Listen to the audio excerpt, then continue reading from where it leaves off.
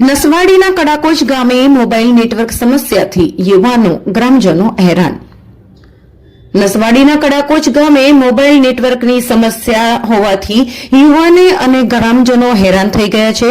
યુવાનોએ અને ગ્રામજનોએ ચૂંટણીના બહિષ્કારની ચીમકી પણ આપી અને આંદોલન કરવાનું મન પણ બનાવ્યું છે. 1000ની વસ્તી ધરાવતા ગામમાં નેટવર્કની સમસ્યાથી લોકો હેરાન છે.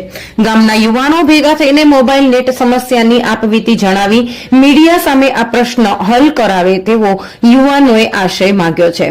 મોબાઈલ નેટની સમસ્યા હલ કરવા અનેક રજૂઆતો બાદ પણ પ્રશ્નો હલ ના કરાતા લોકોમાં રોષ ઉઠ્યો છે. ટેકનોલોજીના આ યુગમાં મોબાઈલ નેટ ગામમાં નેટ ના આવે એ કેટલું યોગ્ય? કે હર ઘરમાં 3-4 ફોન છે અને ટોટલ રિચાર્જ તમે જાણતા જ હશો કે જીઓના રિચાર્જ આજે કેટલા મોંઘા થઈ ગયા છે.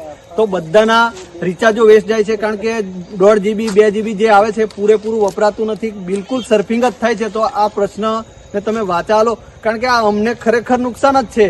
કંપની વાળાઓએ આજે પોતપોતાના મન ફાવે એ પ્રમાણે ભાવ વધારી દીધા છે. જ્યારે ફાવે તો તમે પૈસા લો છો તો સુવિધા કેમ નથી આપતા? સુવિધા તમારે આપવી જ જોઈએ. ખરેખર અમે તમને પૈસા ચૂકવીએ છીએ તો અમારો હક બને છે કે તમે સુવિધા આપો. તો જલ્દીમાં જલ્દી અમારો આ સોલ્યુશન આવશે.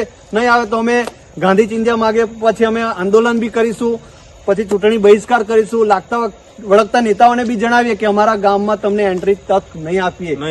બરાબર? સહેમત છો બધા? સહેમત છે. તો અમારું વહેલી તકે ધ્યાન દોરો અને આ સોલ્યુશન નહીં સોલ્વ થાય તો અમે ખરેખર બધા જે અમારા યુવાનો ભેગા થયા છે ગામને એક કરીશું અને ચૂંટણી બહિષ્કારથી માંડીને બધા જ અમે આયોજન કરવાના છે. તો અમારું એક જ નિવેદન છે કે અમારું આ સોલ્યુશન આવે નેટવર્કનું.